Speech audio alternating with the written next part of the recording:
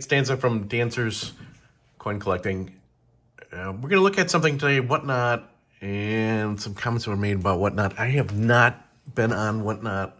I haven't sold anything. I'm not a seller or anything of that nature, but I saw this article out there from dlrc, which is David Lawrence Rare Coins. This is their website that's out there.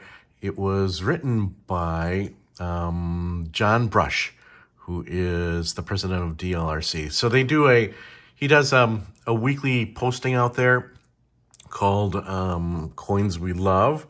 And he posted something out there, and I thought I might talk about it and bring it out to everybody. And there it is. It's called Coins We Love. So it shows everything weekly. It shows everything, and they have a special. It's released on Thursdays, and they have a special of a certain kind of coins. And lately, they've been highly graded Mint State 65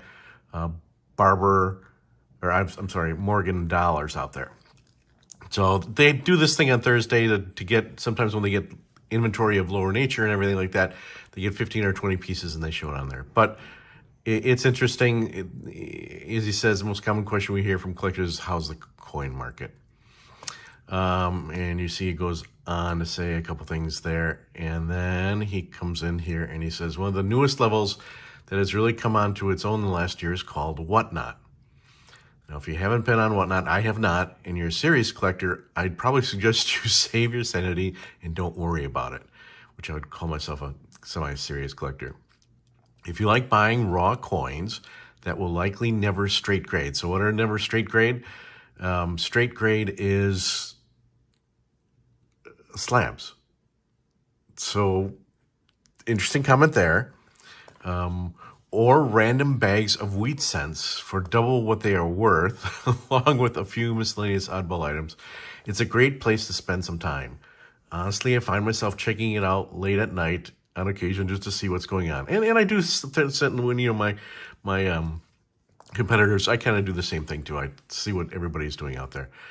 It can certainly be entertaining, but let's suffice to say that it's 1/4 gamification. I don't even know if that's a word. Gamification of the hobby, turn the hobby into a game. Okay, 25%. 1/4 uneducated buyers and sellers. Ooh, yeah. 1/4 actual coins, and I guess 1/4 entertainment.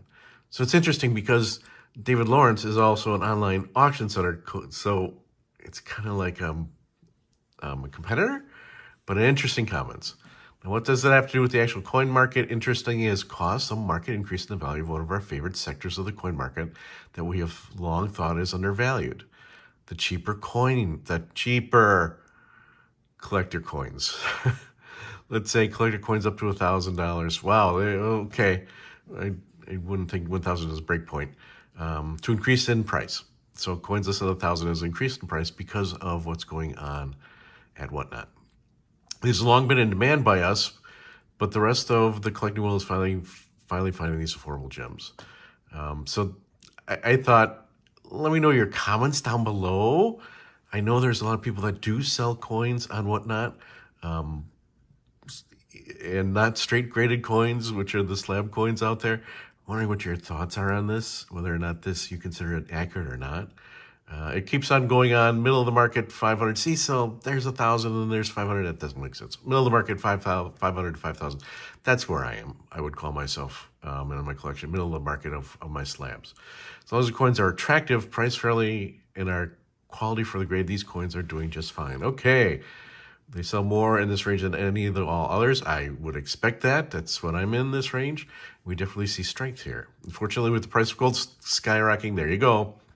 The premiums of gold coins in these ranges have dropped dramatically, but simply due to demand and supply. I got it. I think that properly hedged numismatic flow. Okay. There you can see it. Higher end market, 5 to 99K. Yeah, no, that ain't gonna be. I think that's probably about 5% of the market. It's between 5K and 99K. It's very much like a middle market, really. It depends on the quality, eye appeal, and fairness. And if the coin is exceedingly rare or difficult to follow, there are competing collectors on many series. If the coins are ugly, overgraded, or overpriced, these coins get old and stale. I understand that. There's far more strength in this level overall than most folks may know. Yeah, it's still right. I agree. And you can kind of read that there. Six-figure coins, right? Different stratosphere, 1% of the 1%.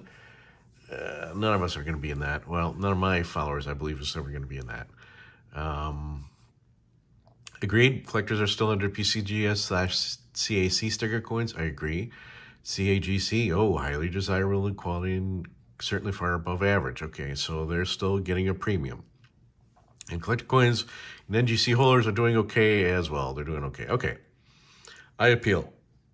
Nothing else matters. I appeal. The beautiful girls coming first, right? That's how it is. All right, and what matters most currently, educated collectors. I agree with that. The more you learn, the better you will be. The more you learn, the better you will be. All right, so that's his interesting take.